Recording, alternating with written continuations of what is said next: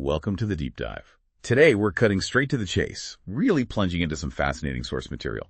Detailed previews of finished football matches.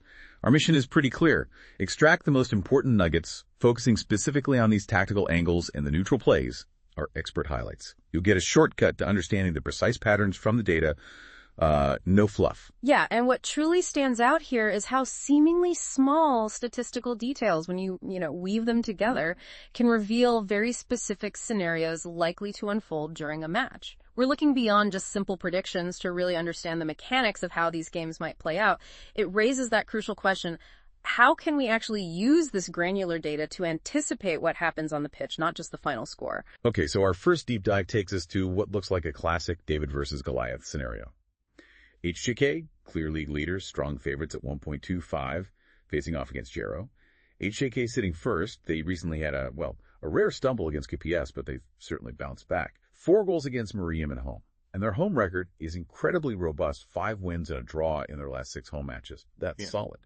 As I was digging through HJK's scoring patterns, particularly before halftime, well, the exact numbers vary a bit, 2, 3, 1, and so on, but the consistent trend is clear. They find the net early, often. They almost always score first at home. No away side has led against them at the break yet. But here's where the real angle emerges, I think. The data shows HJK scores 3 goals bare minimum against teams ranked 8th and lower, home and away. Right, and that's key. It's not just about scoring. It's a consistent level of dominance. Plus, over 70% of their home matches see over 3.5 goals. And they've shown a knack for quick starts, too, 6 goals in the first 15 minutes in some games. Now, let's look at Jaro, 10th in the league, their situation. Challenging, to say the least. Only 3 wins all season, 2 of those were away. Defensively, they look vulnerable, conceding 3 goals in each of their last 2 away matches. And their record against top 5 teams is particularly poor, 5 defeats out of 5. Those away losses against top sides, often 1-0, 2-1, 3-1. It suggests they can be maybe a minor irritant before conceding multiple goals. Like they hang in for a bit. Exactly. And interestingly, 5 of their 7 away goals were scored in the second half. So with HAK's consistent dominance and Jaro's specific struggles, what's the primary angle you're seeing emerge from these details, beyond just, predicting a simple win? That's a great question, and it highlights how we define an angle. It's a specific, actionable insight, something that dictates one team's approach or creates a clear advantage. For HJK, that 3 goals bare minimum against teams 8th and lower isn't just a stat. It's almost a tactical guarantee, It really dictates the early game flow. It creates specific expectations for a first-half goal, probably an HJK lead by halftime. This pattern even opens up possibilities for specific score lines, like 3-0 or 3-1, especially if the match has a relatively quiet start before HJK inevitably ramps up the pressure. Right. Now, when we talk about neutral plays, those outcomes highly probable for the game overall. Maybe regardless of the final margin, an over 2.5 goals outcome is, highly likely, as you'd expect. But you'll probably find the odds for that might be a bit skinny, meaning the payout isn't huge because everyone expects it. Makes sense. The main neutral insight here, I think, is a potential first-half goal breakthrough. If HJK keeps up this habit of netting 3 against lower-ranked teams, their attack will likely show up early. Beyond that, considering HJK's home defensive strength and Arrow's attacking issues away, a 1-0 or maybe 1-1 for HJK becomes a very plausible scenario. Okay, from HJK's predictable dominance, let's shift our focus. Another intriguing matchup, Ilves versus KTP. Ilves favored here at 1.22. Ilves currently 4th. They've been incredibly solid. Only 2 defeats since early May. Just 1 home loss all season, which, interestingly, was their last match, a tight 2-3 game. But here's a key defensive stat. 5 clean sheets in their last 6 games. That's impressive. Very impressive. Shows real defensive organization. Yeah. And they tend to be the first team to score in quite a few matches. Against teams ranked 9th and lower, they've got 4 wins and a 0-0 draw, scoring consistently, usually between 2 and 5 goals. And they showed a clear tendency for late goals, 7 scored in the last 15 minutes of matches recently. KTP, on the other hand, 11th in the league. Really struggled. Only 2 wins all season, both narrow 3-2 victories. They're currently on a streak of 4 consecutive away defeats. Interestingly, only 2 of their matches have been 0-0 at halftime, suggesting goals often come, even if not immediately. So not usually tight early on, then? Seems that way. They've lost all their games, home and away, against top 5 teams, and at a significant point, 100% of their matches have finished over 2.5 goals. Every single one. Wow. Okay. That's quite a contrast in form. So, given Ilves' defensive strength and KTP's late-game vulnerabilities, where do the tactical angles and neutral plays line up here? Well, the real kicker here, I think, is the potential for late-game action, especially from Ilves. The angles clearly suggest that the last half hour of the game will likely see Ilves finding the net and KTP conceding. Ilves' strong defensive record, those 5 clean sheets in 6, positions them exceptionally well to sort of control or even dominate KTP. Especially given KTP's struggles against top teams and their limited wins overall, this dynamic points strongly towards a controlled performance by Ilves, probably culminating in late pressure. Okay, late pressure from Ilves. Exactly. And the neutral plays for this match really underscore that point. Expect second-half late goals. Given Ilves' habit 7 goals in the last 15 minutes and KTP's demonstrated weakness late on, it's a clear pattern to anticipate. Also, the fact KTP has rarely been 0-0 at halftime only twice suggests that even if the first half is quiet, goals are likely to come. If not early, then definitely later, with a strong lean towards Ilves getting them. Right, moving on. Next up, Inter Turku facing Mariam. Inter Turku are heavy favorites at 1.18. Inter Turku have been completely unbeaten across their recent matches. What's intriguing, though, is that all 5 of their draws have been score draws. Both teams scored every time. Interesting. Consistent, but not always winning outright. Precisely. Their home form shows this remarkably consistent DW pattern.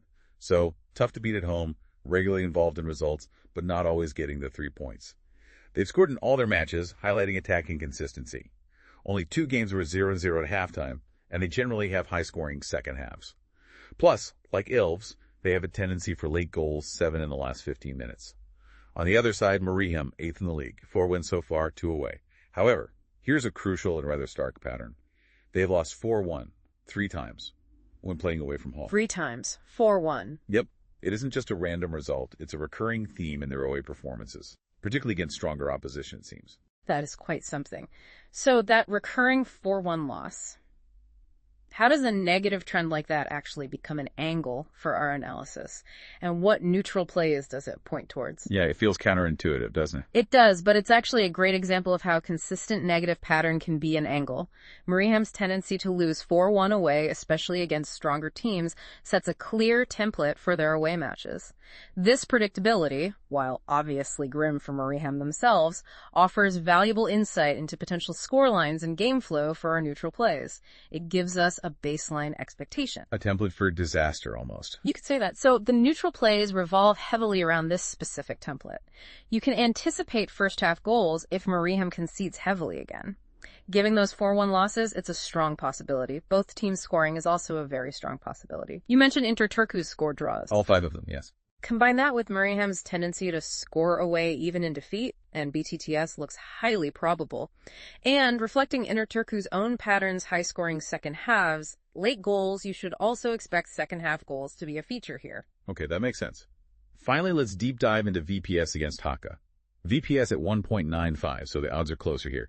VPS currently 6th, only 4 defeats overall. But interestingly, they've had 2 consecutive 0-0 draws at home, and 4 consecutive matches at home where the total goals were under.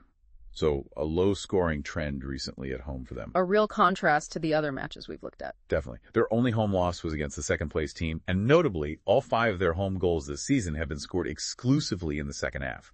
Every single one. That's a very specific pattern. No first-half goals at home all season. Seems so, based on this data. Now, Haka, 9th in the league.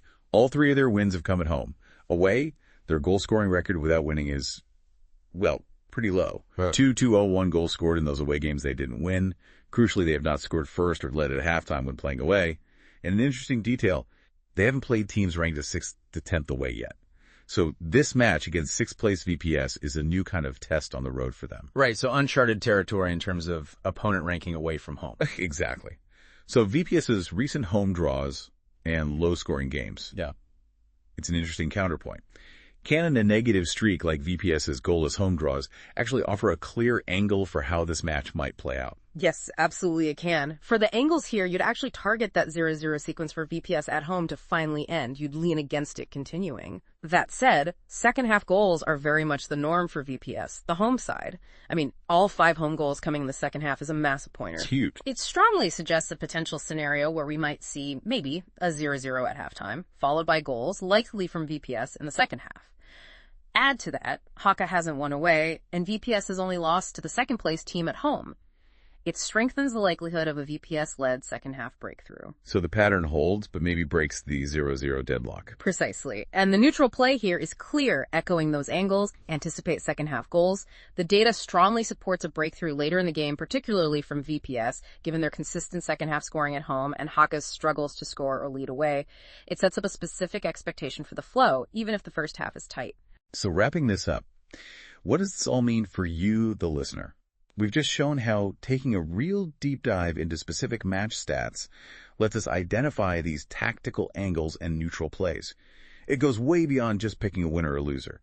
It's about understanding the specific scenarios, the patterns likely to unfold within the game. You see how a team's scoring habits, their defensive vulnerabilities, even a tendency for late drama, can be distilled into these actionable insights into how a match might actually develop. Yeah, and stepping back from the individual matches, what's the bigger picture? This isn't just about football, is it? It's really about training your eye to spot predictive patterns and data, whatever the field might be. We've taken raw info, looked at it through this lens of angles and neutral plays, and hopefully extracted some deeper insights into how things might develop. It encourages, critical thinking. It helps you anticipate outcomes by understanding the underlying dynamics rather than just reacting to the surface level results. And here's where it gets really interesting, I think. Consider how this method dissecting data to find these angles, these neutral plays, could be applied elsewhere in your life. Maybe business negotiations, solving complex problems, or even just understanding a tricky situation better. How might observing consistent patterns, positive or negative, help you predict outcomes and maybe spot opportunities or risks that others might completely miss? Something to think about.